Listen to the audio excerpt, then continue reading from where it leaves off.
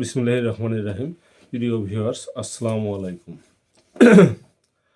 আমি আজকে বর্তমান সামাজিক অবস্থার উপর ভিত্তি করে, অর্থাৎ ইসলাম ধর্মের মধ্যে আমাদের কিছু সমস্যা বর্তমানে গ্রামগঞ্জে শহরে বিদ্যমান রয়েছে, যা প্রতিনিয়তই দেখা যায় সাধারণ মুসলিমদের মাঝে একটা বিভক্তি সৃষ্টি করে, একটা দ্বন্দ্বের সৃষ্টি করে। এই বিষয়টা মূলত হলো মাযহাবকে নিয়ে। আসলে এই মাযহাবের যে পার্থক্যগুলো রয়েছে, এই পার্থক্যগুলো খুব জটিল নয়। মৌলিক বিষয়গুলো মাঝে মিল রয়েছে, কিছু বিষয় একটু অমিল রয়েছে। সেগুলো কোরআন হাদিসের আলোকে সকল মাযহাবই আমার মনে হয় সঠিক আছে। কারণ প্রত্যেক মাযহাববিদ যারা মাযহাবের সৃষ্টি করেছেন, সৃষ্টি আসলে সেভাবে নির্দিষ্টভাবে হয়নি, কাল পরিক্রমায় ধীরে ধীরে হয়ে গেছে। তো মাযহাব শব্দের আসলে অর্থ কী? মাযহাব শব্দের অর্থ হলো চলার পথ, যে একটা পথ নির্দেশ করলো, সেইটাই হলো একটা মাযহাব।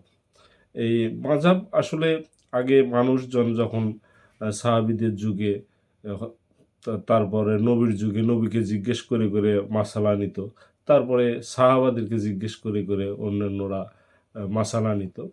তো এইরকম এক পর্যায়ে ইরাক দেশে হানাফি একজন বিজ্ঞ ব্যক্তি ছিলেন, ইসলামী চিন্তাবিদ। তো উনি 120 হিজরিতে লক্ষ্য করলেন যে ওনার উপর দায়িত্ব ছিল এরকম এই দেশের যে সবাইকে পরামর্শ দেয়া, নসিহত করা এবং বিভিন্ন সমস্যা সমাধান দেয়া, ইসলামিক সমস্যাগুলো। তো উনি এরকম প্রতিনিয়ত দিতে দিতে কোরআন হাদিসের আলোকে ধীরে ধীরে উনি এগুলো তার ছাত্রর মাধ্যমে একটা লিপিবদ্ধ করার ব্যবস্থা করলেন, যাতে করে মানুষকে একই জিনিস বারবার বুঝাইতে না হয়।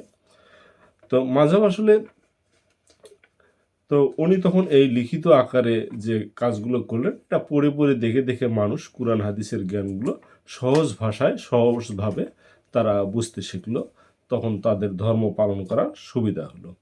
তো এই যে মাযহাব হলো, ঠিক সমসাময়িক সময়ে আবার দেখা গেছে যে সৌদি আরবে আবার ওই 120 হিজরির পরপরই মালিকি সাহেব উনি আবার এই এনার এই অনুকরণী, এনার মতো করেই ওখানে আবার উনি ওই কোরআন হাদিসকে রিসার্চ করে উনি ওনার মতো করে যাতে মানুষজনের সহজবোধ্য হয় বিষয়গুলো, সেই রকম একটা বই তৈরি করেন। তো এই শাফি মালিকির এই বিষয়গুলো মালিকি মাযহাব নামে পরিচিত, হানাফিরগুলো হানাফি মাযহাব নামে পরিচিত। তারপরে তাদের মাঝে কিছু ভিন্নতা ছিল। যেমন ভিন্নতাটা হয়তো হযরত মুহাম্মদ সাল্লাল্লাহু আলাইহি ওয়াসাল্লাম দেখা যাচ্ছে যে একটা বিশেষ জিনিস, একই কাজ বিভিন্ন সময়ে হয়তো একটু ভিন্নভাবে করেছেন। তো যে সাহাবীরা তার এই ভিন্ন রূপগুলো দেখেছেন, যে যেভাবে দেখেছেন, শুনেছেন, সে সেইভাবেই পরবর্তীতে বিবরণ দিয়েছেন। যার ফলে দেখা গেছে যে একই জিনিসটা হয়তো ভিন্নভাবে বিভিন্নজন উপস্থাপন করছেন। যেমন হযরত মুহাম্মদ সাল্লাল্লাহু আলাইহি ওয়াসাল্লাম এই বিভিন্ন মাযহাবে বা বিভিন্ন জায়গার মুসল্লিদের নামাজের বিশেষ একটা বিষয় লক্ষ্য করা যায় যে নিয়াত করার পর কেউ দেখা যাচ্ছে যে হাত ছেড়ে দিচ্ছে দাঁড়িয়ে, কেউ দেখা যাচ্ছে বুকে হাত বাঁধছে, কেউ নাভির উপরে, কেউ নাভির নিচে, এরকম 4 প্রকারের হাত বাঁধার একটা বৈশিষ্ট্য দেখা যায়। তো আসলে এই সব কয়টাই নবীজি করেছেন বিভিন্ন সময় বিভিন্ন পর্যায়ে। তো যারা যে পর্যায়টাকে রিসিভ করেছে, ভালো মনে করেছে, সেইটাই তার মাযহাব হিসেবে স্বীকৃতি লাভ করেছে। আসলে এই মাযহাবটা অন্য কিছু নয়, এটাকে আমাদেরকে পালন করতেই হবে এমন কিছুই নয়, আবার একই মাযহাবে থাকতেই হবে এমন কিছু কিন্তু নয়। তো এই শাফি ইনি হানাফি এবং মালিকি উভয় এর স্টুডেন্ট ছিলেন। তো ইনি দেখলেন এই যেনাদের বিভিন্ন দুইজনের যে বই আছে, সে লিখনির মাঝে একটা পার্থক্য খুঁজে পান। তখন এনার কিছু ভালো দিক এনার পছন্দ হয়, ওনার কিছু দিক পছন্দ হয়।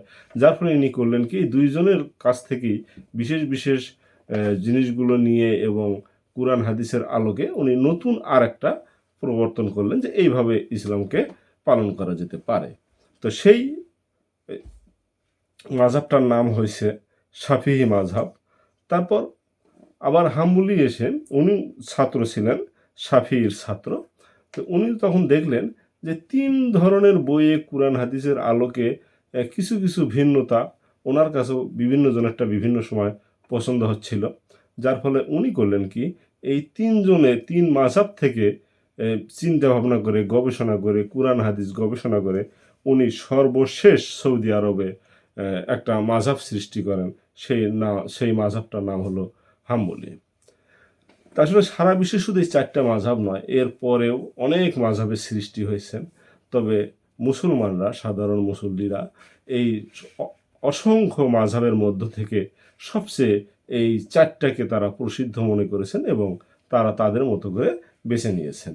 যেমন সারা বিশ্বের 1/3% মুসলমান হানাফি মাযহাবকে বেছে নিয়েছেন। এই মাযহাবের লোকজন সাধারণত দেখা যাচ্ছে ইরাকে, বাংলাদেশ, ভারত, পাকিস্তান, চীন, ইউরোপ, আফগানিস্তান, তুরস্ক, কাজাকিস্তান, তুর্কমেনিস্তান, কিরজিস্তান, রাশিয়ার এই জায়গাগুলোতে সাধারণত হানাফি মাযহাবগুলো দেখা যায়। তারপর মালিকি মাযহাব দেখা যায় সৌদি আরবে, নর্থ আফ্রিকা, মদিনায়, কুয়েতে, বাহরাইনে এবং দুবাইয়ের কিছু অংশে দেখা যায়। তারপর শাফিঈ মাযহাবটা, এই মাযহাবের লোকজন বেশিরভাগ দেখা যায় মিশরে, Indonesia, Malaysia, Sri Lanka, Ethiopia, Somalia, Yemen এই জাতীয় দেশে, এই দেশগুলোতে। আর হাম্বলি মাযহাব এটা মূলত সৌদি আরব, কাতার, দুবাইয়ে কিছু অংশে এই মাযহাবের অনুসারীদেরকে দেখা যায়। তো আসলে মাযহাবটা এমন বিষয়, এটা যেনারা এই মাযহাব দিয়ে গেছে এনাদের এটা ব্যক্তিগত কথা না, এনারা এগুলো কোরআন হাদিসকে গবেষণা করে করেই পেয়েছে। 4 মাযহাবের 4জনই রাইট। তো আমরা আমাদের মতো করে যখন যেটাকে আমি সুবিধা মনে করি, যেটা আমার জন্য ভালো মনে হয় আমার নিজস্ব চিন্তাধারায়, তো আমি যদি সেই মাযহাবের অনুকূলে সেইটা করে থাকি, তাহলেই কিন্তু কোনো দ্বন্দ্বের সৃষ্টি হয় না। এক মাযহাবের লোক অন্য মাযহাবকে কটূক্তি করা যাবে না, তাদের বিরোধিতা করা যাবে না। সবটাই রাইট আছে কোরআন সুন্নাহ অনুযায়ী, এটাই মেনে নিতে হবে, সেইভাবেই চলতে হবে। পারস্পরিক দ্বন্দ্ব আমাদেরকে এড়িয়ে যেতে হবে। শাফি সাহেব কুফায় একবার গেলেন এনার হানাফি সাহেবের মৃত্যুর পরে। তো গিয়ে ওখানে নামাজ পড়লেন হানাফি সাহেবের কবরের পার্শ্ববর্তী এক মসজিদে। তো উনি কিন্তু ওখানে করলেন কি, নামাজ পড়লেন ঠিক হানাফি মাযহাবের নিয়ম অনুযায়ী, অর্থাৎ হাত বাঁধলেন নাভির কাছে, তারপরে হাত উপরে উঠালেন না রুকু থেকে উঠে, সেজদা থেকে উঠে বসে না হয়ে সরাসরি উঠে গেলেন। তো এই নামাজ পড়ার পলিসিটা সম্পূর্ণ হানাফি মাযহাবের, কিন্তু অথচ উনি ওনার বইয়ে লিখেছেন আলাদা করে। তো নামাজ শেষে ওখানকার স্থানীয় মুসল্লিরা তাকে জিজ্ঞেস করেছেন যে, হুজুর আপনি কি তাহলে এখন আপনার মাযহাব থেকে সরে এসেছেন, অর্থাৎ হানাফিতে এসেছেন? উনি বলল, জি না, আমি আমার মতেই ঠিক আছি, কিন্তু ওনার মতও তো ঠিক আছে।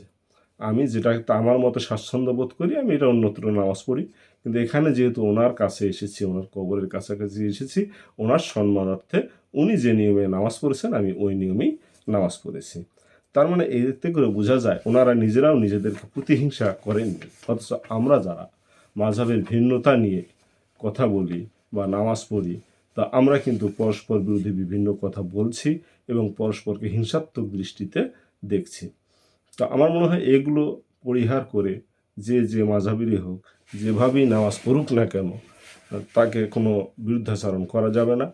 পারতপক্ষে আমরা যদি অন্য কোনো এলাকায় যাই, আমি এক মাযহাবের লোক আর এক মাযহাবের মসজিদে গেলাম বা এলাকায় গেলাম, পারতপক্ষে আমি তার মতো করেই ওই জায়গাটাতে নামাজ পড়তে পারি, তার মতো করেই ইবাদত করতে পারি।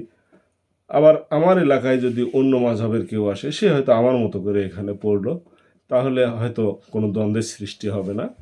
তো যাই হোক, সেটা যদি সম্ভব নাও হয়, নিজে কোনো মাযহাবের অন্তর্ভুক্ত যেটা ভালো মনে করি সেভাবেই পড়ব, অন্যর নামাজে বাধা দিব না, অন্যর মাযহাবকে খারাপ বলবো না, তাকে ত্রুটি ধরবো না, বেদাত বলে আখ্যায়িত করব না। এগুলো করা নিতান্তই নিন্দনীয় কাজ। তো আমরা ইসলামটাকে এগিয়ে নেই, যারা নামাজের দিকে আকৃষ্ট করার চেষ্টা করি, যাতে করে আমাদের মাঝে দ্বন্দ্ব না আসে, একটু ভিন্নতা থাকতেই পারে, সেটাকে আমরা সহজভাবে মেনে নিই।